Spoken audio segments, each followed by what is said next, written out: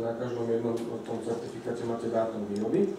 Je to 8, 9 až 10 mesiac minulého roku, keď sme na tie nože čakali, lebo oni tak aj fungujú, že nevyrábajú normálne stále, ale keď dostanú presne tak ako štátnu nejakú zákazku. Tam presne takto funguje, preto je to aj zbrojovka, že na stránke máme o tom aj takú históriu, aby ľudia vedeli, že vlastne čo majú, čo kúpia.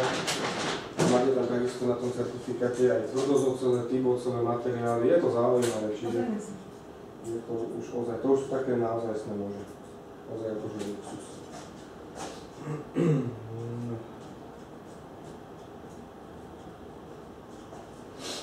Sekundičku, už sa chcem opýtať, nakoľko to nie sú prvýkrát a tiež nakupujete na 3 €. Máte našu zaklenskú kartu už?